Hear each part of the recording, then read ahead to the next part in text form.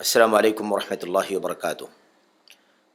الحمد للہ رب العالمین والصلاة والسلام علی اشرف الانبیاء والمرسلین نبینا محمد وعلی آلہ واصحابہ اجمعین وبعد۔ برادران اسلام، دینی اور ملی بھائیوں، نوجوان دوستوں، احباب اور بزرگوں، اللہ کے فضل و کرم سے، اس کی توفیق سے آج کے اس حلقے میں ہم اللہ تبارک و تعالیٰ کی معیت، یعنی اللہ تبارک و تعالیٰ کے اپنے بندوں کے ساتھ ہونے کے سلسلے میں جو اعتراضات، شبہات اہل تعویل کی طرف سے کیے جاتے ہیں اہل سنت والجماعت پر، اس سلسلے میں جو کچھ باتیں شیخ محمد بن صالح العثیمین رحمۃ اللہ علیہ نے اپنی اس کتاب میں، اپنے اس رسالے میں لکھی ہیں،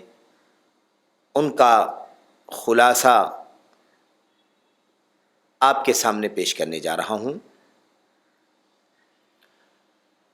اور اللہ سے ساتھ ہی ساتھ دعا بھی ہے کہ اللہ عز و جل ہمیں اور آپ کو اللہ تبارک و تعالیٰ کی معیت کا صحیح معنی سمجھنے کی توفیق عطا فرمائے۔ اللہ تبارک و تعالیٰ اپنی ذات کے ساتھ عرش پر مستوی ہے، اور عرش پر مستوی علو میں، بلندی میں، فوقیت کے ساتھ ساتھ اللہ تبارک و تعالیٰ اپنے بندوں کے ساتھ ہے۔ اللہ تعالیٰ کا بلند ہونا بھی حق ہے، اسی طرح سے اللہ تبارک و تعالیٰ کی معیت اور بندوں کے ساتھ ہونا بھی حق ہے۔ بس یہ جاننا ضروری ہے کہ وہ حق یا حقیقی معنی کیا ہے جو ان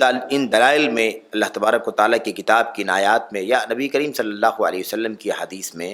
مطلوب ہے۔ اس سلسلے میں کچھ باتیں آپ حضرات کے سامنے اس سے پہلے پیش کی جا چکی ہیں، کچھ باتیں مزید ہیں، کچھ تفصیلات ہیں جن کا تذکرہ آپ کے سامنے آنا باقی ہے۔ ان میں سے کچھ باتوں کا تذکرہ میں اس حلقے میں کروں گا، اور پھر اس کے بعد بالترتیب جو باتیں باقی رہ جائیں گی اگلے حلقوں میں آپ کے سامنے پیش کی جائیں گی۔ دیکھیں، اس حلقے میں جو بات آپ کے سامنے عرض کرنی ہے وہ یہ ہے کہ معیت یعنی ساتھ ہونا، مع کے معنی ساتھ کے ہوتے ہیں، اور معیت ساتھ ہونے کے سلسلے میں معیت یعنی مع کا جو معنی ہے، اللہ کے ساتھ ہونے کی جو بات کتاب اللہ میں، نبی کی سنت میں آئی ہوئی ہے، اس کے بارے میں یہ جاننا ضروری ہے کہ اللہ تبارک و تعالیٰ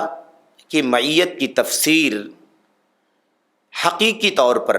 ایسی حقیقی طور پر جو اللہ تبارک و تعالیٰ کی شایان شان ہے اور اس کا ظاہری متبادر معنی ہے، وہ کیا ہے، یہ ہمیں جاننا ضروری ہے۔ ساتھ ہی ساتھ یہ بھی جاننا ضروری ہے کہ اللہ تبارک و تعالیٰ کی شایان شان جو معیت کا حقیقی ظاہری معنی ہے، یہ معنی اللہ تبارک و تعالیٰ کی ذات کے سلسلے میں جو اللہ کی بلندی ثابت ہے، اللہ تعالیٰ کی فوقیت ثابت ہے، آسمان پر ہونا ثابت ہے، اللہ تبارک و تعالیٰ کے عرش پر مستوی ہونے کی بات کتاب اللہ کی دلائل میں، نبی کی سنت میں ثابت ہیں، ان تمام چیزوں کے منافی نہیں ہیں، ان تمام چیزوں کے مخالف نہیں ہیں۔ یعنی اگر ہم یہ تفسیر آپ کے سامنے رکھ رہے ہیں، شیخ ابن عثیمین رحمۃ اللہ علیہ فرماتے ہیں کہ یہ جان لینا ضروری ہے کہ معیت کی جو ظاہری تفسیر ہے، حقیقی معنی میں جو حقیقی جو معنی ہے معیت کا، جو اللہ تبارک و تعالیٰ کی شان کے قابل ہے، لائق ہے، وہ تفسیر اللہ تبارک و تعالیٰ کی صفت علو کے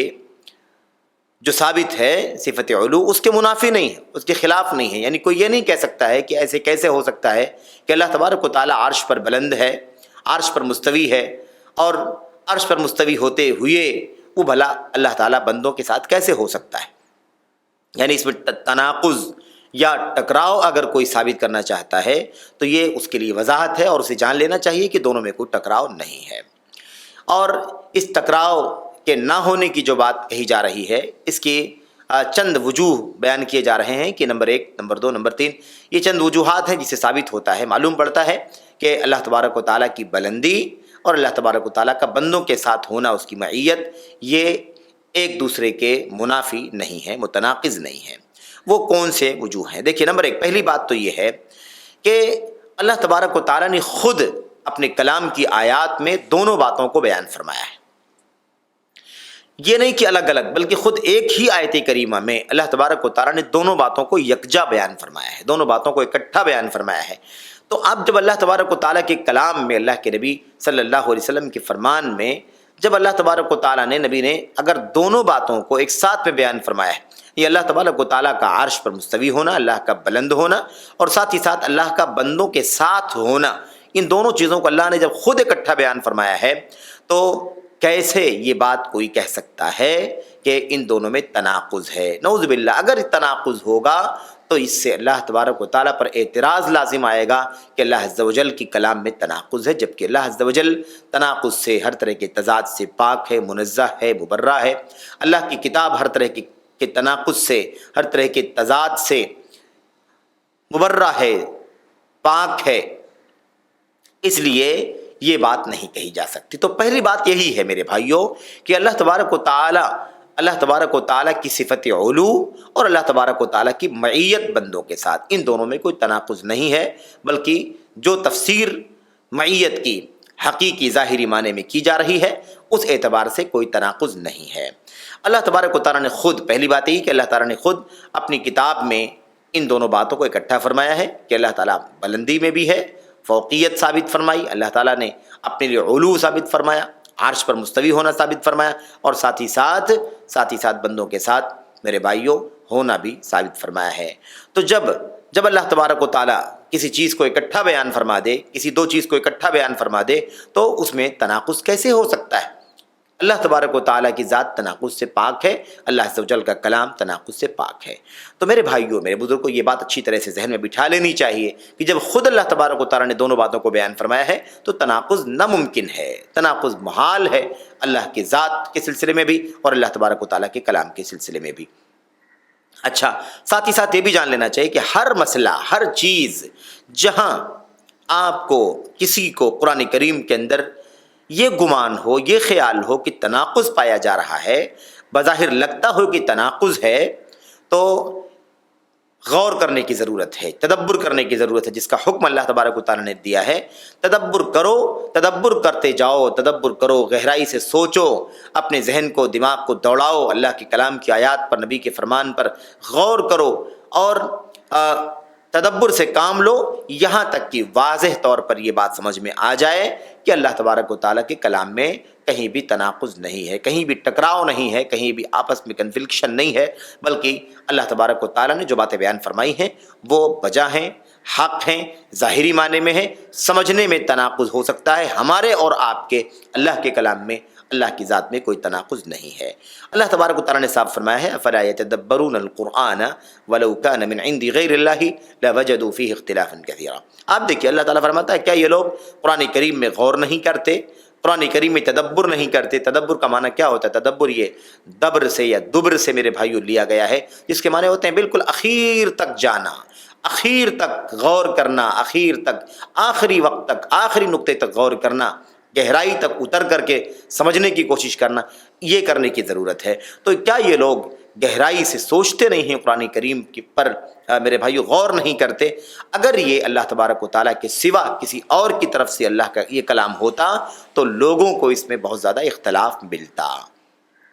یہ اس بات کی واضح دلیل ہے، اللہ خود فرماتا ہے اس پر غور کرنے کی ضرورت ہے۔ اگر تم غور کرو گے تو تم کو بات سمجھ میں آ جائے گی۔ ہاں، اللہ کا کلام ہے یہ، اس لیے سمجھ میں بات آ جائے گی، ورنہ اللہ تبارک و تعالیٰ کا کلام نہ ہوتا یہ تو اس میں بہت سارا اختلاف، بہت زیادہ تناقض، بہت زیادہ تضاد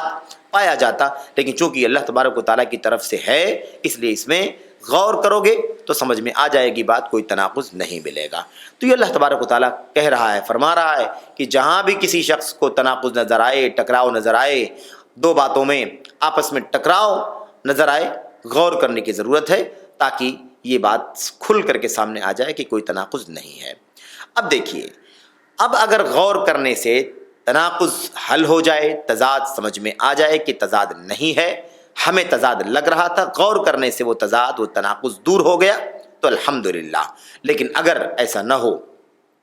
ایسا ہو سکتا ہے کبھی کہ انسان غور بھی کر رہا ہے لیکن پھر بھی اس کی سمجھ میں بات نہیں آ رہی ہے اور تناقض اس کے ذہن کے اندر آ رہا ہے، اس کے دماغ میں، اس کے دل میں بار بار پیدا ہو رہا ہے کہ ٹکراؤ ہے اس کے اندر. تو ایسی صورت میں بھی ہمیں اللہ تبارک و تعالیٰ کی طرف سے یہ تربیت ہے، یہ علم دیا گیا ہے، یہ ہمیں سکھایا گیا ہے کہ ہم کیا کریں. جو گہرے علم والے ہیں، ٹھوس علم والے لوگ ہیں، ان کے راستے کو اپنا لیں. ان کا طریقہ کیا تھا وہی طریقہ ہم بھی اپنا لیں. ہم انشاءاللہ تبارک و تعالیٰ اللہ کے سلسلے میں، اللہ کی کتاب کے سلسلے میں اپنے آپ کو کسی بھی طرح کی گمراہی سے یا کسی بھی طرح کی لغزش سے اپنے آپ کو بچا لے جائیں گے. کیا طریقہ ہے یہ؟ اللہ تبارک و تعالیٰ نے اس کا تذکرہ فرمایا ہے سورہ آل عمران کے اندر. سورہ آل عمران میں اللہ تعالیٰ فرماتا ہے، جہاں پر اللہ تعالیٰ نے اہل زیغ کا تذکرہ فرمایا ہے کہ جن کے دلوں میں کجی ہے وہ اللہ تبارک و تعالیٰ کی محکم آیتوں کو چھوڑ دیتے ہیں اور اللہ تبارک و تعالیٰ کی وہ آیتیں جو متشابہ ہیں ان میں پڑ جاتے ہیں، ان میں اپنی عقل کو داخل کرتے ہیں اور اس کے بعد جب بات سمجھ میں نہیں آتی ہے کیونکہ وہ متشابہ ہے تو ایسی صورت میں وہ انکار کرتے ہیں یا باطل قسم کی تعویل سے کام لیتے ہیں، تحریف سے کام لیتے ہیں. ان کو ایسا نہیں کرنا چاہیے. اللہ تبارک و تعالیٰ نے فرمایا کہ جو اہل علم ہیں، راسخین ہیں، ٹھوس علم والے، وہ کیا کہتے ہیں؟ وہ کہتے ہیں کہ ہمارا یہ ایمان ہے کہ جو ہمیں سمجھ میں آ رہا ہے وہ بھی اور جو سمجھ میں نہیں آ رہا ہے وہ بھی، دونوں اللہ تبارک و تعالیٰ کی طرف سے ہے اور ہم اس پر ایمان رکھتے ہیں. کل من عند ربنا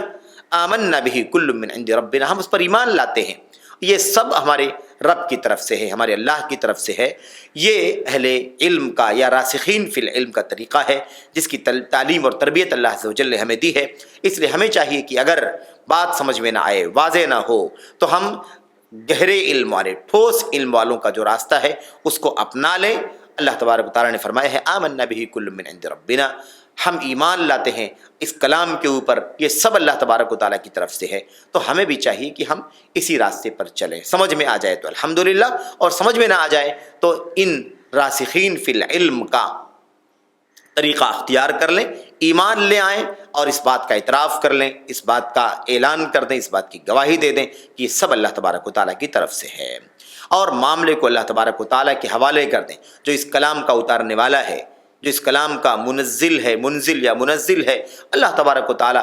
اس کی طرف اس بات کو لوٹا دیں، اس کے حوالے کر دیں جو سب کچھ جانتا ہے. اور یہ بھی اچھی طرح سے سمجھ لیں، جان لیں کہ کمی، کوتاہی، خلل جو ہے وہ اللہ کے کلام کے اندر نہیں ہے، قصور جو ہے وہ اللہ کے کلام کے اندر نہیں ہے، بلکہ قصور ہمارے اور آپ کے علم کے اندر ہے، ہماری اور آپ کی سمجھ کے اندر قصور ہو سکتا ہے اور ہے. اللہ تبارک و تعالیٰ کا کلام قرآن کریم تناقض سے، تعارض سے اور کسی بھی طرح کے اختلاف سے پاک ہے، منزہ ہے، بے عیب ہے. تو یہ طریقہ ہونا چاہیے. یہ ہو گئی پہلی بات. اس نقطے کی طرف اشارہ شیخ الاسلام ابن تیمیہ رحمۃ اللہ علیہ نے بھی کیا ہے اور اسی طرح سے اس نقطے کی طرف اشارہ ان کے شاگرد رشید امام ابن القیم رحمۃ اللہ علیہ نے بھی کیا ہے. ان کی جو تصریحات ہیں اپنی کتابوں کے اندر، ان کا تذکرہ شیخ رحمۃ اللہ علیہ نے، ابن عثیمین رحمۃ اللہ علیہ نے فرمایا ہے. ہم اس کا تذکرہ آپ کے سامنے کرنا مناسب سمجھتے ہیں. کہتے ہیں کہ اس بات کی طرف، یعنی جو پہلا نقطہ بیان کیا گیا کہ اللہ تبارک و تعالیٰ کے علوم میں اور اللہ تبارک و تعالیٰ کی بندوں کے ساتھ معیت میں کوئی ٹکراؤ، کوئی تناقض نہیں ہے. اس کی ایک وجہ یہ ہے کہ اللہ تعالیٰ نے خود دونوں باتوں کو ذکر کیا ہے. اس حوالے سے ابن تیمیہ رحمۃ اللہ علیہ فرماتے ہیں، کہتے ہیں کما جمع اللہ بینہما، اشارہ کرتے ہوئے کہتے ہیں کہ یہ دونوں چیزیں حقیقی معنی میں ثابت ہیں، حقیقی ظاہری معنی میں ثابت ہیں. اللہ کا علو بھی ثابت ہے، اللہ تعالیٰ کا بندوں کے ساتھ ہونا بھی ثابت ہے. کما جمع اللہ بینہما، جیسا کہ خود اللہ تبارک و تعالیٰ نے ان دونوں چیزوں کو اپنی آیتوں میں اکٹھا فرمایا ہے. یہ جو اشارہ کیا ہے ابن تیمیہ رحمۃ اللہ علیہ نے، امام صاحب رحمۃ اللہ علیہ نے، کما جمع اللہ بینہما، جیسے خود اللہ تعالیٰ نے ان دونوں باتوں کا اکٹھا ذکر فرمایا ہے، یہ وہی ہے اللہ کے کلام کی وہ آیت کریمہ جس کا تذکرہ اس سے پہلے حلقے میں آپ کے سامنے کیا گیا ہے. اللہ تبارک و تعالیٰ نے فرمایا ہے کہ اللہ تعالیٰ نے آسمانوں کو پیدا فرمایا ہے اور عرش پر مستوی ہو گیا ہے، اور پھر اخیر میں اللہ تبارک و تعالیٰ فرماتا ہے کہ اللہ تعالیٰ تمہارے ساتھ میں ہے، اللہ تعالیٰ جانتا ہے، اللہ تعالیٰ دیکھتا ہے. میرے بھائیو، اسی طرح سے امام ابن القیم رحمۃ اللہ علیہ نے بھی اپنی کتاب الصواعق المرسلہ، جس کی مختصر ہے مختصر الصواعق ابن الموصلی کی، اس کتاب کے اندر ابن تیمیہ رحمۃ اللہ علیہ نے بہت ساری باتیں کی ہیں، اور اسی کے ساتھ ساتھ آگے یہ کہتے ہیں اللہ تبارک و تعالیٰ نے اس بات کی خبر دی ہے، یہ بات بتلائی ہے اللہ تبارک و تعالیٰ نے کہ اللہ تبارک و تعالیٰ اپنی مخلوق کے ساتھ ہے، اللہ تعالیٰ اپنی مخلوق کے ساتھ ہے، ساتھ ہی وہ اپنے عرش پر بھی مستوی ہے۔ امام ابن القیم رحمۃ اللہ علیہ فرماتے ہیں کہ اللہ تعالیٰ نے اپنے کلام کی آیت کریمہ میں ہمیں بتلایا ہے کہ اللہ تعالیٰ اپنی مخلوق کے ساتھ ہے، اور ساتھ ہی ساتھ یہ بھی فرمایا ہے کہ اللہ تبارک و تعالیٰ عرش پر مستوی ہے۔ تو اللہ تعالیٰ مستوی ہونے کے ساتھ اللہ اپنے بندوں کے ساتھ بھی ہے، یہ بات اللہ نے بیان فرمائی ہے۔ کہتے ہیں آگے وَقَرَنَ بَيْنَ الْأَمْرَيْنِ، اور اللہ تبارک و تعالیٰ نے ان دونوں باتوں کو یکجا بیان فرمایا ہے، ان دونوں باتوں کو ملایا ہے، یعنی ان دونوں باتوں کو ایک ساتھ میں بیان فرمایا ہے۔ اللہ تبارک و تعالیٰ نے ارشاد فرمایا، اور اس کے بعد پھر وہی سورۃ الحدید کی جو آیت کریمہ ہے، اس آیت کریمہ کا تذکرہ امام ابن قیم رحمۃ اللہ علیہ نے فرمایا ہے۔ بہرحال اس کے آگے پھر آیت کریمہ ذکر کرنے کے بعد کہتے ہیں آیت کریمہ پر غور کرو، آیت کریمہ پر غور کرو۔ اللہ تبارک و تعالیٰ نے بتلایا ہے کہ اللہ نے آسمانوں اور زمینوں کو پیدا کیا، اللہ نے آسمانوں کو پیدا کیا، زمین کو پیدا کیا، اور پھر اللہ تبارک و تعالیٰ اپنے عرش پر مستوی ہوا، یعنی اپنے عرش پر بلند ہوا، اور ساتھ ہی ساتھ اللہ تعالیٰ نے یہ بھی بتلایا ہے کہ وہ اپنی مخلوق کے ساتھ ہے، وَهُوَ مَعَكُمْ، ہے نا۔ اللہ تبارک و تعالیٰ نے فرمایا کہ اللہ تعالیٰ اپنی مخلوق کے ساتھ ہے۔ کیسے ساتھ ہے؟ اللہ تبارک و تعالیٰ ان کے اعمال کو دیکھتا ہے، اپنے عرش کے اوپر سے ان کے اعمال، یعنی بندوں کے اعمال کو دیکھتا ہے، یہ اللہ نے بیان فرما دیا ہے۔ تو اب دیکھیے آیت کریمہ میں دونوں باتیں ایک ساتھ بیان کی گئی ہیں، اور معنی بھی بتلا دیا گیا ہے، یعنی کس اعتبار سے اللہ تبارک و تعالیٰ کی معیت ہے، اور یہ معیت میرے بھائیوں جو معنی یہاں پر ثابت ہو رہا ہے قرآن کریم کی آیت کریمہ میں، یہ اس کا ظاہری متبادر معنی ہے، یہ تعویل نہیں ہے، یہ تحریف نہیں ہے، یا اس کے معنی کو پھیرنا نہیں ہے اس کے حقیقی معنی سے، بلکہ یہی اس کا حقیقی معنی ہے جو زبان عرب اور کلام عرب سے ثابت ہے۔ بہرحال اللہ تبارک و تعالیٰ نے بتا دیا کہ عرش پر مستوی بھی ہے، اور ساتھ ہی ساتھ یہ بھی بیان فرما دیا کہ اپنے بندوں کے ساتھ ہے، اس معنی میں کہ اللہ تبارک و تعالیٰ ان کے اعمال کو دیکھتا ہے اپنے عرش کے اوپر سے۔ اسی کے ساتھ ساتھ امام ابن القیم رحمۃ اللہ علیہ نے ایک اور حدیث کی طرف اشارہ کیا ہے، یعنی بطور استدلال ایک حدیث کا تذکرہ فرمایا ہے، اور وہ حدیث مشہور حدیث ہے، معروف حدیث ہے، لمبی، اس کا ایک ٹکڑا ہے جس کا تذکرہ انہوں نے کیا ہے، یہ ثابت کرنے کے لیے کہ اللہ تبارک و تعالیٰ نے جیسے اس آیت کریمہ میں ارشاد فرمایا ہے کہ اللہ تعالیٰ عرش پر مستوی ہے، اور عرش پر ہوتے ہوئے اپنے بندوں کو کے ساتھ ہے، ان کے اعمال کو دیکھ رہا ہے، یہ بات اللہ کے نبی کی ایک حدیث سے بھی ثابت ہوتی ہے، یہ ابن القیم رحمۃ اللہ علیہ بتانا چاہتے ہیں۔ وہ ٹکڑا کیا ہے؟ اس ٹکڑا، اور یہ حدیث جو ہے مختلف کتابوں کے اندر سنن وغیرہ کی موجود ہے، اس میں یہ ہے کہ واللہ فوق العرش یرا ما انتم علیہ، واللہ فوق العرش یرا ما انتم علیہ، اس کا معنی یہ ہے کہ اللہ تبارک و تعالیٰ عرش پر ہے، عرش کے اوپر ہے، یرا ما انتم علیہ، وہ عرش پر ہوتے ہوئے، عرش کے اوپر ہوتے ہوئے وہ دیکھ رہا ہے، ما انتم علیہ، جو کچھ جس حالت میں تم ہو، تمہاری حالات کو، تمہاری کیفیات کو اللہ تبارک و تعالیٰ عرش کے اوپر ہوتے ہوئے دیکھ رہا ہے۔ یہ وہی مضمون ہے جو اللہ کے کلام سورہ حدید کی اشارہ کردہ آیت کریمہ میں بیان کیا گیا ہے۔ لیکن بہرحال یہ جو حدیث جس کا تذکرہ ابھی آپ کے سامنے کیا گیا، یہ حدیث سند کے اعتبار سے ضعیف ہے، گرچہ اس کا معنی صحیح ہے، قرآن کریم کی آیات سے اس کی تائید ہوتی ہے، اللہ کے نبی علیہ الصلوۃ والسلام کی احادیث سے، سنتوں سے اس کی تائید ہوتی ہے، اور یہی معنی ہے اس کا، لیکن سند کے اعتبار سے یہ ضعیف ہے، اس لیے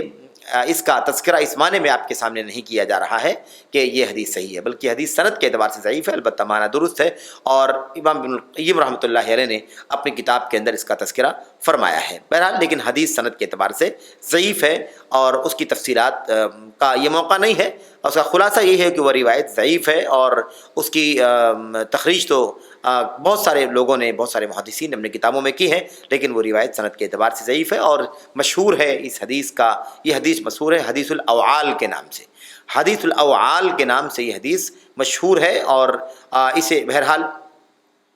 امام احمد نے، امام ترمذی نے، امام ابو داؤد نے، ابن ماجہ نے، حاکم نے، اور ایسے امام دارمی رحمۃ اللہ علیہ نے، اور دیگر بہت سارے محدثین نے، ابن خزیمہ رحمۃ اللہ علیہ وغیرہ نے اس کو اپنی کتابوں میں نقل کیا ہے، لیکن بہرحال سند کے اعتبار سے یہ روایت ضعیف ہے۔ اس میں کئی ایک علتیں ہیں جس کی بنیاد پر محققین نے اس روایت کو بہرحال ضعیف قرار دیا ہے۔ اس لیے یہ روایت سند کے اعتبار سے تو ضعیف ہے، لیکن معنی اس کا درست ہے، اس کی تائید اللہ کے کلام کی آیات سے اور دیگر نبی کریم صلی اللہ علیہ وسلم کی احادیث سے ہوتی ہے۔ تو بہرحال میرے بھائیوں، میرے بزرگوں، امام ابن القیم رحمۃ اللہ علیہ فرماتے ہیں کہ اللہ کے کلام سے یہ بات ثابت ہوتی ہے۔ دونوں باتیں ایک ساتھ میں کلام الہی میں بیان کی گئی ہیں، اللہ کی سورہ حدید کی آیت کریمہ میں دونوں باتیں ایک ساتھ میں بیان کی گئی ہیں، اور اس حدیث کا جس کا تذکرہ آپ کے سامنے کیا گیا، اس میں بھی دونوں باتیں بیان کی گئی ہیں کہ عرش پر ہوتے ہوئے وہ تمہارے حالات کو دیکھ رہا ہے، تمہاری صورتوں کو دیکھ رہا ہے، تم جو کچھ کر رہے ہو وہ سب کچھ اللہ تبارک و تعالیٰ دیکھ رہا ہے۔ تو دونوں باتیں بیان کی گئی ہیں۔ ان تمام باتوں کے بعد امام ابن القیم رحمۃ اللہ علیہ فرماتے ہیں کہ ان باتوں سے ثابت ہوتا ہے کہ اللہ تبارک و تعالیٰ کا علو، یعنی اللہ تعالیٰ کی بلندی، یہ اللہ کی معیت کے منافی نہیں ہے، اس کے خلاف نہیں ہے، اسے ٹکراتی نہیں ہے، اور اللہ تبارک و تعالیٰ کا ساتھ ہونا اللہ تبارک و تعالیٰ کا بندوں کے ساتھ ہونا، یعنی اللہ کی معیت جو ہے بندوں کے ساتھ، یہ اللہ تبارک و تعالیٰ کے علو کو بھی باطل نہیں قرار دیتی، بلکہ یہ معیت بھی ثابت ہے، اللہ تعالیٰ کا علو بھی ثابت ہے، اور دونوں کسی مجازی معنی میں نہیں، کسی تعویل کے ساتھ نہیں، تحریف کے ساتھ نہیں، بلکہ حقیقی معنی میں، ظاہری حقیقی متبادر معنی میں ثابت ہیں۔ میرے بھائیوں، میرے بزرگوں، اس لیے ان دونوں باتوں پر ایسے ہی ایمان رکھنا واجب ہے، ایسے ہی ایمان رکھنا مطلوب ہے جیسے یہ کتاب اللہ کی آیات میں نبی کریم صلی اللہ علیہ وسلم کی سنتوں میں ثابت ہے۔ یہ ہو گئی پہلی بات۔ دوسری وجہ جس سے ثابت ہوتا ہے کہ کوئی ٹکراؤ نہیں ہے، اللہ تبارک و تعالیٰ کا بندوں کے ساتھ ہونا اور اللہ تعالیٰ کا عرش کے اوپر ہونا، ان دونوں میں کوئی ٹکراؤ نہیں ہے۔ اس کی دوسری وجہ کیا ہے؟ اس کی دوسری وجہ یہ ہے کہ معیت کا جو حقیقی معنی ہے، معیت کا جو معنی ہے، اس کی حقیقت، میرے بھائیوں،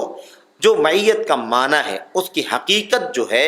یہ علو کے منافی نہیں ہے۔ یہ بات اچھی طرح سے پھر سمجھ لینا چاہیے کہ یہی اصل ہے نقطہ جس کی بنیاد پر اہل تعویل نے تعویل کیا ہے اور ہمیں بھی تعویل کرنے والا قرار دیا ہے اور اس کی کوشش کی ہے، جبکہ معاملہ ایسا کچھ نہیں ہے۔ معاملہ کیا ہے؟ دیکھیے، یہ بات اچھی طرح سے سمجھ لینا چاہیے کہ جو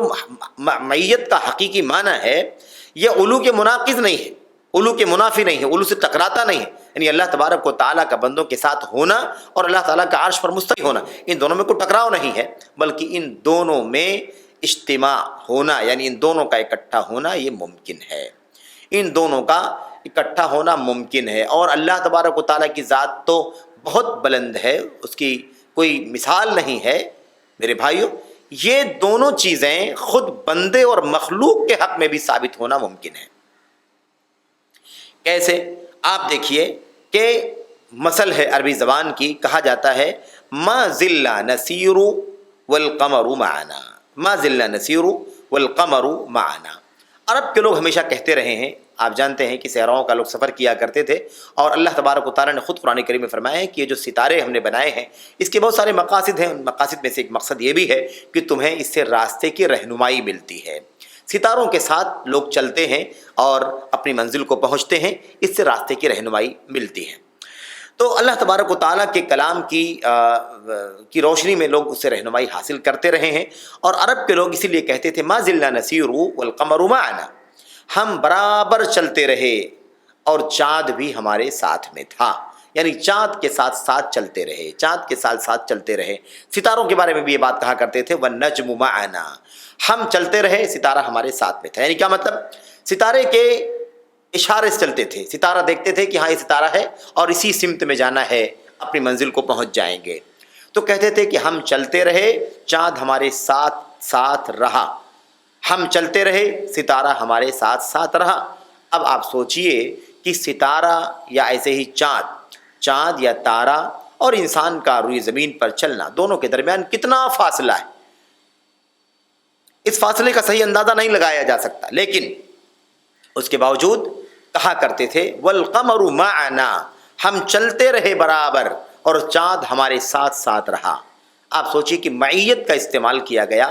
چاند ہمارے ساتھ ساتھ رہا، جبکہ چاند کہاں ساتھ میں ہے؟ چاند بہت دور ہے اور چلنے والا روئے زمین پر بہت دور ہے اس سے، تو فاصلہ دونوں میں بہت زیادہ ہے، لیکن اس کے باوجود دونوں میں اجتماعیت یعنی دونوں کا اکٹھا ہونا ممکن ہے کہ نہیں ممکن ہے؟ دور ہونے کے باوجود بھی ساتھ ساتھ رہے، فاصلہ ضرور رہا لیکن فاصلے کے باوجود بھی ساتھ باقی رہا۔ اس لیے خود اللہ تبارک و تعالیٰ کی ذات کے علاوہ خود بندگان کے حوالے سے بھی، مخلوقات کے حوالے سے بھی یہ چیز ممکن ہے کہ دونوں چیزیں اکٹھا ہو سکتی ہیں، آدمی دور بھی رہے اور ایسے ہی مخلوق سے دور بھی رہے، اور اس کے باوجود دونوں کے اندر معیت یعنی ساتھ بھی پایا جائے۔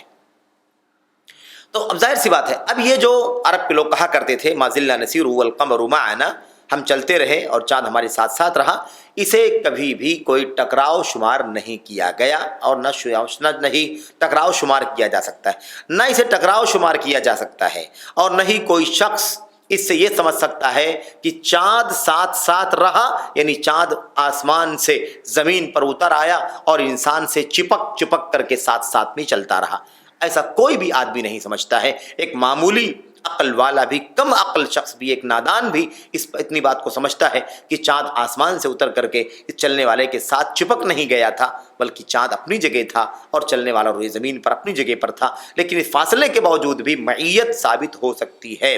دونوں کا اجتماع، دونوں کا اکٹھا ہونا ممکن ہے۔ تو نہ تو اس میں ٹکراؤ ہے کہ کیسے ہو سکتا ہے کہ چاند ہمارے ساتھ رہے، کوئی ٹکراؤ نہیں ہے، بالکل واضح ہے، آنکھوں کے سامنے ہے، کیفیت نوعیت ہماری سمجھ میں آ رہی ہے، تو نہ تو تناقض اور ٹکراؤ ہے اس میں، اور نہ ہی اس سے کوئی یہ سمجھ سکتا ہے کہ چاند زمین پر اتر آیا ہو، ستارہ زمین پر اتر آیا ہو، ایسا کوئی بھی سمجھتا نہیں ہے۔ تو جب یہ چیز خود اللہ تبارک و تعالیٰ کی مخلوقات کے حق میں ثابت ہے، اور یہ دونوں چیزیں یعنی بلندی میں ہونا اور ایسے ہی فاصلے پر ہونا، ان دونوں کا بلندی اور ایسے ہی نیچے ہونے کے باوجود بھی دونوں کا اجتماع ہونا، دونوں کا ایک دوسرے کے ساتھ مل جلنا یعنی اجتماع ہونا، اکٹھا ہونا، یہ چیز جب بندوں کے حق میں ممکن ہے، مخلوق کے حق میں ممکن ہے، تو اللہ تبارک و تعالیٰ کے حق میں تو بدرجہ اولا ممکن ہے۔ کیوں؟ اس لیے کہ اللہ تبارک و تعالیٰ کی شان تو سب سے نرالی ہے، اس کی تو کوئی مثال نہیں، لیس کمثلہ شیء وہو السمیع البصیر، اللہ تبارک و تعالیٰ کی مثل کوئی چیز نہیں۔ تو میرے بھائیوں، جب یہ چیز بندگان اور مخلوقات کے حق میں ثابت ہو سکتی ہے اور اس میں کوئی تناقض نہیں، کوئی ٹکراؤ نہیں ہے، تو بھلا اللہ تبارک و تعالیٰ کے حق میں یہ چیز کیوں ثابت نہیں ہو سکتی ہے اور کیوں ممکن نہیں ہے؟ بالکل ممکن ہے۔ کیوں؟ اس لیے کہ اللہ تبارک و تعالیٰ نے ساری چیزوں کا احاطہ کر رکھا ہے، اپنے علو کے باوجود، یعنی بلندی میں ہونے کے باوجود اللہ تبارک و تعالیٰ نے تمام چیزوں کا احاطہ کر رکھا ہے۔ وَأَحَاطَ بِكُلِّ شَيْءٍ وَأَحَاطَ بِكُلِّ شَيْءٍ، اللہ نے ہر چیز کا احاطہ کر رکھا ہے، تو اللہ تبارک و تعالیٰ کی ذات کے حوالے سے یہ چیز کیوں کر ناممکن ہو سکتی ہے؟ بالکل ممکن ہے۔ میرے بھائیوں، تو بدرجہ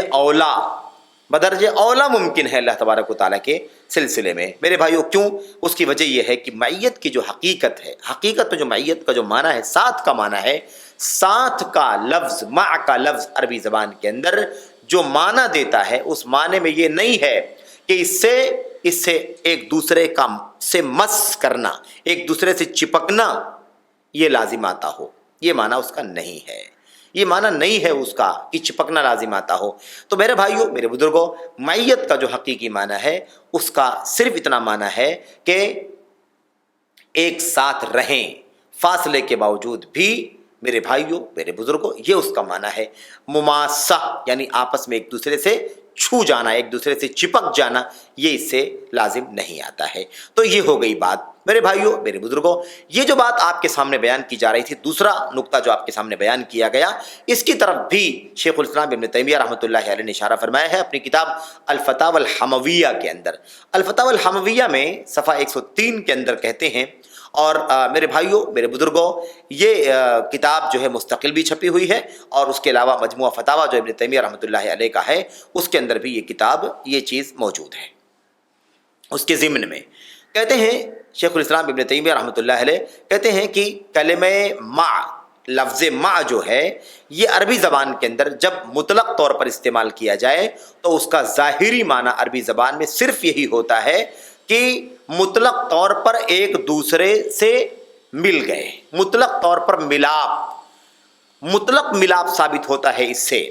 اس میں یہ واجب نہیں ہے، یہ ضروری نہیں ہے کہ وہ چیزیں بالکل قریب قریب آ گئی ہوں، بالکل مقابل میں آ گئی ہوں، یا ایک دوسرے سے مس کر رہی ہوں یعنی چھو رہی ہوں، چپک رہی ہوں۔ ایسا کوئی بھی معنی عربی زبان میں مع کا نہیں ہوتا، لازم نہیں آتا۔ تو یہ بات بڑی وضاحت سے شیخ الاسلام ابن تیمیہ رحمۃ اللہ علیہ نے یہاں پر بیان کر دی ہے کہ لفظ مع کا جو معنی ہے عربی زبان کے اندر وہ یہی ہے کہ جب لفظ مع مطلق طور پر استعمال کیا جائے گا تو اس سے صرف اور صرف مقارنہ یعنی کیا مطلب؟ قریب قریب ہونا، ملاپ ہونا، اور ملاپ سے مطلب یہ نہیں ہے کہ دونوں چپک جائیں، مل جائیں۔ تو مطلق ساتھ کا معنی اس سے ثابت ہوتا ہے، اس سے مماسہ یعنی چپک جانا یا مقابل میں آ جانا ثابت نہیں ہوتا ہے، یہ معنی نہیں نکلتا۔ خلاصہ اس کا یہ ہے کہ اس کا یہ معنی نہیں ہے کہ مع کا معنی یہ ہو کہ دائیں سے کوئی چپک گیا ہو، بائیں سے کوئی چپک گیا ہو، آگے یا پیچھے سے کوئی چپک گیا ہو، یہ معنی مع کا نہیں ہے عربی زبان کے اندر، بلکہ مطلق طور پر جب اس کا استعمال کیا جائے تو اس سے مطلق، میرے بھائیوں، مطلق ساتھ میں ہونا ثابت ہوتا ہے۔ ہاں، جب اس کے ساتھ کوئی قرینہ پایا جائے، کسی طرح کی قید لگا دی جائے، اس قید کے آنے کے بعد اس کا معنی بدل سکتا ہے، جس سے میرے بھائیوں مماسہ کا یا محاذات یعنی بالمقابل ہونے کا معنی نکل سکتا ہو تو نکلے گا۔ تو کہتے ہیں ہاں، جب اسے کسی معنی کے ساتھ مقید کر دیا گیا ہو تو ظاہر سی بات ہے میرے بھائیوں، میرے بزرگوں، کہ اس اعتبار سے اس کا معنی ثابت ہوگا، کیونکہ عربی زبان، پھر ابن تیمیہ رحمۃ اللہ علیہ نے بھی وہی مثال پیش کی ہے کہ کہا جاتا رہا ہے فَإِنَّهُ يُقَالُ، کہا جاتا رہا ہے مَا زِلْنَا نَسِيرُ وَالْقَمَرُ مَعَنَا أَوِ النَّجْمُ مَعَنَا، ہم چلتے رہے، چاند ہمارے ساتھ میں تھا، ہم چلتے رہے، راستہ طے کرتے رہے، اور تارہ ہمارے ساتھ میں رہا۔ ظاہر ہے کہ چاند ہمارے ساتھ میں رہا، ستارہ ہمارے ساتھ میں رہا، جبکہ نہ ستارہ ساتھ میں ہے نہ چاند ساتھ میں ہے، اس معنی میں کہ دونوں چپک گئے ہوں، دونوں ایک دوسرے کے قریب آ گئے ہوں، مقابل میں آ گئے ہوں، اس معنی میں نہیں، لیکن فاصلہ ہے، فاصلے کے باوجود بھی مع کا لفظ استعمال کیا جاتا رہا ہے، اور یہ عام سی بات ہے۔ ایسے ہی بسا اوقات میرے بھائیوں ہم اور آپ اپنی روزمرہ کی زندگی میں بھی اس کی مثالیں دیکھ سکتے ہیں۔ اگر ہمارا سامان ہو کہیں، مثال کے طور پر سامان ہو، کوئی بیگ ہو مثال کے طور پر، یا کوئی اٹیچی ہو مثال کے طور پر، بریف کیس ہو، اور وہ کنارے رکھا ہوا ہو، اور کوئی آپ سے پوچھے، وہاں سے آواز لگائے کہ بھئی یہ کس کا ہے، تو ہم کیا کہیں گے؟ وہ میرا ہے، یعنی کس کا سامان ہے تو آپ کہیں گے میرا سامان ہے۔ ظاہر سی بات ہے کہ وہ سامان آپ کے ہی ساتھ ہے، لیکن ظاہر ہے کہ ابھی آپ کے ساتھ میں نہیں ہے، آپ سے چپکا ہوا نہیں ہے، آپ کے ہاتھ میں نہیں ہے، آپ سے دور ہے، لیکن اس کے باوجود وہ سامان ہے آپ کے ساتھ میں ہی، اس معنی میں۔ ایسے ہی بچہ ہو، اگر چھوٹا سا بچہ جو آپ کے ساتھ آیا ہو، اور اگر وہ کچھ فاصلے پر کھیل رہا ہو، کوئی شخص اسے دیکھے کہ یہ بالکل ہی چھوٹا بچہ ہے، بالکل ہی بچہ ہے، سال 2 سال کا 3 سال کا ہے، تو کوئی پوچھے کہ بھئی یہ بچہ کس کے ساتھ ہے، تو ہم اور آپ جواب دیتے ہیں کہ بچہ ہمارے ساتھ ہے، یعنی ہمارے ساتھ میں آئے، ہمارا بچہ ہے۔ میرے بھائیوں، تو یہ ہم کہتے ہیں، لیکن اس سے لازم نہیں آتا ہے کہ ساتھ میں ہونے سے وہ بچہ آپ سے چپکا ہوا ہو یا وہ سامان آپ سے چپکا ہوا ہو۔ تو یہ روزمرہ کی مثالوں میں بھی ہمارے سامنے یہ بات آتی رہتی ہے، اور یہ بات سمجھنا ہمارے لیے آسان ہے۔ تو میرے بھائیوں، میرے بزرگوں، جب یہ چیز مخلوقات کے حق میں ثابت ہے تو اللہ تبارک و تعالیٰ کے حق میں کیوں ثابت نہیں ہو سکتی، جبکہ اللہ تبارک و تعالیٰ مثل سے پاک ہے، مثل سے، تشبیہ سے میرے بھائیو اللہ تبارک و تعالیٰ مبرہ ہے، لیس کمثلہ شیء، اللہ کی مثل کوئی چیز نہیں ہے، اللہ نے ہر چیز کا احاطہ کر رکھا ہے، تو اللہ تبارک و تعالیٰ کی ذات کے سلسلے میں یہ بات کیوں کر ناممکن ہو سکتی ہے؟ بالکل ممکن ہے، اور یہی اللہ تبارک و تعالیٰ کے لیے معیت کا حقیقی معنی ہے۔ اللہ تبارک و تعالیٰ اپنے عرش پر ہونے کے ساتھ ساتھ، حقیقی طور پر عرش پر ہونے کے باوجود، ہونے کے ساتھ ساتھ اپنے بندوں کے بھی اپنے بندوں کے ساتھ بھی ہے، اس میں کوئی ٹکراؤ نہیں، کوئی تعارض نہیں ہے۔ میرے بھائیوں، میرے بزرگوں، اس سے یہ بات ثابت ہوتی ہے کہ اللہ تبارک و تعالیٰ بندوں کے ساتھ ہے، تو ساتھ کا معنی یہ نہیں ہے کہ اللہ تعالیٰ بندوں سے چپکا ہوا ہے یا ان کے بیچ میں، ان کی مجلس میں گھسا ہوا ہے، نہیں، بلکہ معنی اس کا یہ ہے کہ اللہ تبارک و تعالیٰ چونکہ ہمارے بارے میں جانتا ہے، ہمارے معاملات سے آگاہ ہے، ہمارے اوپر حاکم ہے، اور ہماری باتیں سنتا ہے، لوگوں کی باتیں سنتا ہے، جو کچھ لوگ کرتے ہیں وہ اللہ تبارک و تعالیٰ دیکھتا ہے، ہمارے آپ کے سارے معاملات کی تدبیر کرتا ہے، تو اس معنی میں وہ اللہ تبارک و تعالیٰ حقیقی معنی میں آپ کے ساتھ میں ہے، اگرچہ وہ اپنے عرش پر ہے حقیقی طور پر، اسی معنی میں اللہ تبارک و تعالیٰ حقیقی طور پر آپ کے ہمارے ساتھ میں ہے، کیونکہ اللہ تبارک و تعالیٰ کا ساتھ میں ہونا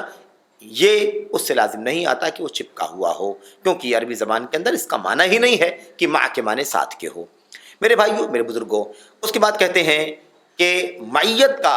جو لفظ ہے اس سے یہ لازم نہیں آتا ہے کہ کسی ایک جگہ میں رہیں، کسی ایک جگہ میں ہونا،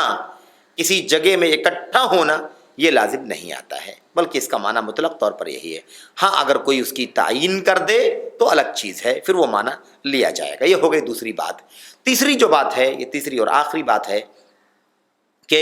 اللہ تبارک و تعالیٰ کی معیت ثابت ہے، اللہ تبارک و تعالیٰ کا علو، اللہ کی بلندی ثابت ہے، اور یہ دونوں حقیقی معنی میں ثابت ہیں، دونوں میں کوئی ٹکراؤ اور تعارض نہیں ہے۔ تیسری وجہ اس کی کیا ہے کہ اگر ہم کہتے ہیں، شیخ رحمۃ اللہ علیہ کہتے ہیں، اگر فرض کر لیا جائے کہ مخلوق کے حق میں علو یعنی بلندی میں ہونا اور معیت بھی ہونا، یہ دونوں چیزیں ممکن نہیں ہیں، یعنی اگر یہ مان بھی لیا جائے کہ یہ چیز بندوں کے حق میں ممکن نہیں ہے کہ بندہ بلندی میں بھی رہے اور اللہ کی کوئی مخلوق بلندی میں بھی رہے اور کسی کے ساتھ میں بھی رہے، اگر ہم اللہ کی مخلوق کے سلسلے میں، اللہ کی مخلوق کے حق میں اس چیز کو فرض کریں کہ ممکن نہیں ہے، تو بھی اس سے یہ لازم نہیں آتا ہے کہ یہ اللہ کے حق میں بھی ناممکن ہوگا۔ میرے بھائیوں، جبکہ ہم یہ بات اس سے پہلے پڑھ چکے ہیں کہ یہ مخلوقات کے حق میں بھی ممکن ہے، تو اللہ کے حق میں بدرجہ اولا ممکن ہے، اس میں کوئی ٹکراؤ نہیں ہے۔ لیکن اگر کوئی شخص یہ بات کہے اور فرض کر لیا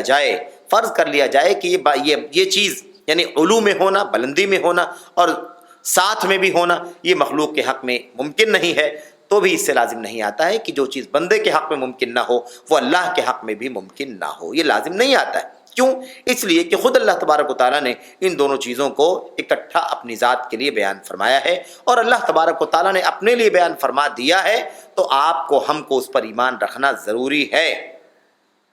کیوں؟ اس لیے کہ اللہ تبارک و تعالیٰ کی مثل کوئی چیز نہیں ہے، اللہ تبارک و تعالیٰ کی مثل کوئی چیز نہیں ہے، اس کی مخلوق میں سے کوئی بھی مخلوق، اس کی مخلوقات میں سے کوئی بھی مخلوق اس کے مشابہ نہیں ہے، اس کی مثل نہیں ہے۔ اللہ تبارک و تعالیٰ اپنی مخلوقات میں سے کسی مخلوق کے مثل نہیں ہے، اللہ تبارک و تعالیٰ اس سے مبرہ ہے۔ اللہ تبارک و تعالیٰ نے جیسا کہ فرمایا ہے، لیس کمثلہ شیء وہو السمیع البصیر، اللہ کے مثل کوئی چیز نہیں ہے، وہ سننے والا ہے، دیکھنے والا ہے۔ تو اس سے یہ ثابت ہوتا ہے میرے بھائیوں، اس سے ثابت ہو جاتا ہے کہ اگر فرض کر لیں کہ یہ چیز مخلوقات کے حق میں ممکن نہیں ہے، ناممکن ہے، تو بھی یہ لازم نہیں آتا ہے کہ جو چیز مخلوقات کے حق میں ممکن نہ ہو وہ اللہ تبارک و تعالیٰ کے حق میں بھی ممکن نہ ہو، کیونکہ اللہ کی ذات اپنی مخلوقات سے بالکل الگ تھلگ ہے۔ اللہ تبارک و تعالیٰ کی مثل کوئی چیز نہیں ہے، اللہ تعالیٰ اپنی مخلوقات جیسا نہیں ہے، اللہ کی مخلوقات اللہ کی جیسی نہیں ہے، اس لیے اس میں کوئی ٹکراؤ نہیں ہے۔ اس حوالے سے بھی شیخ الاسلام ابن تیمیہ رحمۃ اللہ علیہ نے اپنی کتاب العقیدۃ الواسطیہ میں فرمایا ہے، اور اس میں کہتے ہیں کتاب و سنت کے اندر خلاصہ اس کا میں آپ کے سامنے بیان کرتا ہوں۔ کہتے ہیں کہ جو کچھ کتاب اللہ میں اور اللہ کے نبی کی سنت میں بیان کیا گیا ہے کہ اللہ تعالیٰ اپنے بندوں سے قریب ہے، اللہ تعالیٰ اپنے بندوں کے ساتھ ہے، یہ چیزیں اللہ کے علو کے، اللہ کی فوقیت کے منافی نہیں ہیں۔ اللہ نے دونوں باتیں ذکر فرمائی ہیں کہ اللہ تعالیٰ عرش پر ہے، اللہ تعالیٰ بلندی میں ہے، اللہ تعالیٰ فوقیت، اللہ تعالیٰ فوق یعنی اوپر ہے، یہ چیز ایسے اللہ تعالیٰ بندوں کے ساتھ ہے، بندوں سے قریب ہے۔ یہ دونوں چیزیں جو ہیں ایک دوسرے سے ٹکراتی نہیں ہیں، بلکہ اللہ تبارک و تعالیٰ بلند بھی ہے، اوپر بھی ہے، اور اللہ تعالیٰ بندوں کے ساتھ بھی ہے، بندوں کے قریب بھی ہے۔ اس لیے کہ اللہ تبارک و تعالیٰ کی مثل کوئی چیز نہیں ہے۔ اللہ کی ساری صفات کا یہی معاملہ ہے کہ اللہ تعالیٰ تمام تر صفات میں کسی کے مشابہ نہیں ہے، کسی کے مثل نہیں ہے۔ اس لیے کہتے ہیں هو علی فی دنوہ قریب فی علوہ، اللہ تبارک و تعالیٰ کی شان یہ ہے کہ اللہ تبارک و تعالیٰ اپنے قریب ہونے میں بلند ہے اور اپنے بلند ہونے میں قریب ہے۔ اللہ تعالیٰ اپنے قریب ہونے میں بلند ہے اور اپنے بلند ہونے میں قریب ہے، یعنی بلند ہے، قریب بھی ہے، اور قریب بھی ہے، بلند بھی ہے، ان دونوں میں کوئی ٹکراؤ نہیں ہے۔ میرے بھائیوں، میرے بزرگوں، یہ اس حوالے سے چند باتیں تھیں اس حلقے میں جو آپ کے سامنے بیان کی گئیں کہ اللہ تبارک و تعالیٰ کے لیے ان دونوں صفتوں کے ثابت کرنے میں کوئی ٹکراؤ نہیں ہے۔ یہ دونوں چیزیں ثابت ہیں، اکٹھا ہو سکتی ہیں، مخلوقات کے حق میں بھی اکٹھا ہیں، اللہ کے حق میں بدرجہ اولا اکٹھا ہیں، اس لیے اس میں کوئی بھی تعارض تناقض یا کوئی الجھن اور پیچیدگی کی بات نہیں ہے۔ اللہ سے دعا کرتے ہیں کہ اللہ تبارک و تعالی ہمیں یہ نقطہ سمجھنے کی توفیق عطا فرمائے کہ اللہ کی معیت کا حقیقی معنی کیا ہے، جو اللہ تبارک و تعالیٰ کے علو سے، اللہ کی فوقیت سے، اللہ تعالیٰ کے عرش پر مستوی ہونے سے نہیں ٹکراتی۔ میرے بھائیوں، میرے بزرگوں، اس میں گمراہیاں آ گئی ہیں، جیسا کہ ہم نے اس سے پہلے بھی کچھ باتیں ذکر کی ہیں، اور آگے بھی انشاءاللہ تبارک و تعالیٰ اگلے حلقے میں کچھ باتیں آ رہی ہیں۔ دعا ہے کہ اللہ تبارک و تعالیٰ ہمیں کتاب اللہ اور نبی کریم صلی اللہ علیہ وسلم کی سنت کی روشنی میں اہل سنت والجماعت کا جو عقیدہ ہے، اس عقیدے کو اور اس منہج کو اور اس طور طریقے کو اللہ تعالیٰ ہمیں سمجھنے کی اور اس کے مطابق عمل کرنے کی توفیق عطا فرمائے۔ آمین یا رب العالمین۔ والسلام علیکم ورحمۃ اللہ وبرکاتہ۔